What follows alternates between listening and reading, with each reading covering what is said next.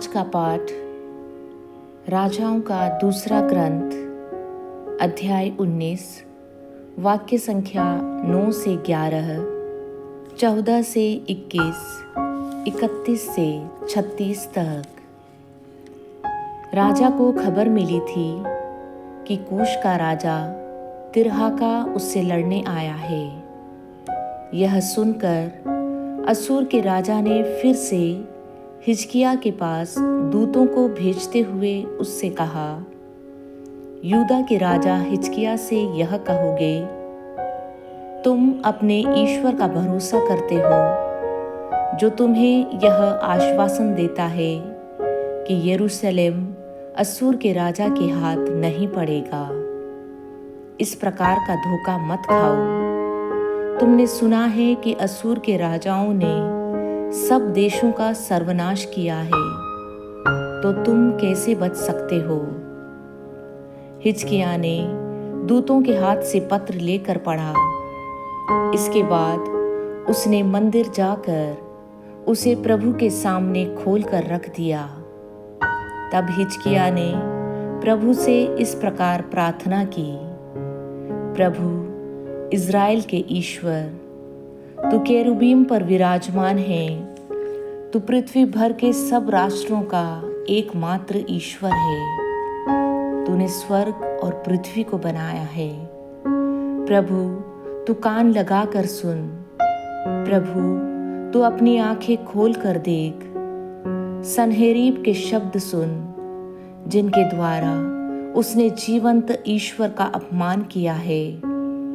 प्रभु यह सच है कि असूर के राजाओं ने राष्ट्रों का सर्वनाश किया और उनके देवताओं को जलाया है।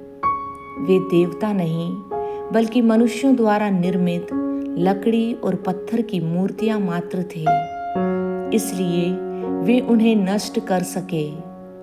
प्रभु हमारे ईश्वर, हमें उसके पंजे से छुड़ा, जिससे पृथ्वी भर के राज्य यह जान जाएं कि प्रभु तू ही ईश्वर है। उस समय आमोस के पुत्र इज़ायाह ने हिजकिय्याह के पास आकर यह कहला भेजा, प्रभु इज़राइल का ईश्वर यह कहता है, मैंने असूर के राजा सन्हेरीब के विषय में तुम्हारी प्रार्थना सुनी है।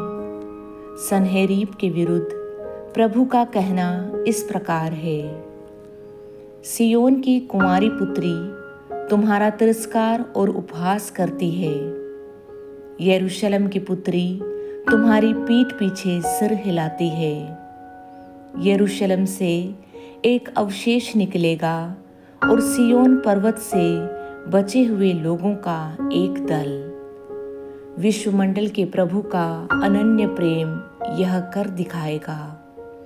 इसलिए असूर के राजा के विषय में प्रभु यह कहता है, वह इस नगर में प्रवेश नहीं करेगा और इस पर एक बाण भी नहीं छोड़ेगा।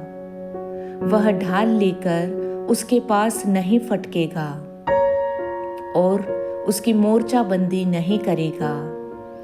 वह जिस रास्ते से आया उसी से वापस जाएगा। वह इस नगर में प्रवेश नहीं करेगा। यह प्रभु की वाणी है। मैं अपने नाम और अपने सेवक दाऊद के कारण यह नगर बचाकर सुरक्षित रखूंगा।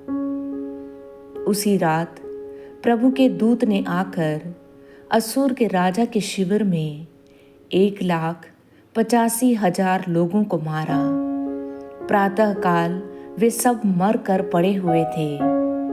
असूर का राजा सन्हेरीब शिविर उठाकर अपने देश लौटा और निनवे में रहा।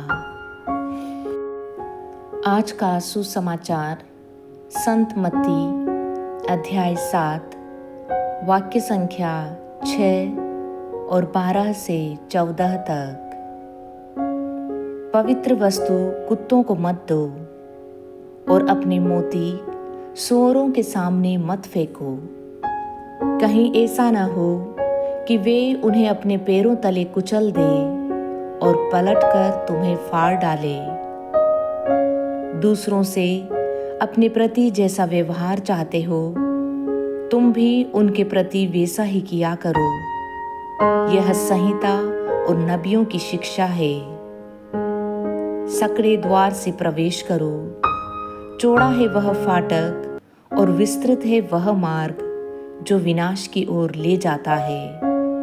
उस पर चलने वालों की संख्या बड़ी है, किंतु सकड़ा है वह द्वार और संकीर्ण है वह मार्ग जो जीवन की ओर ले जाता है।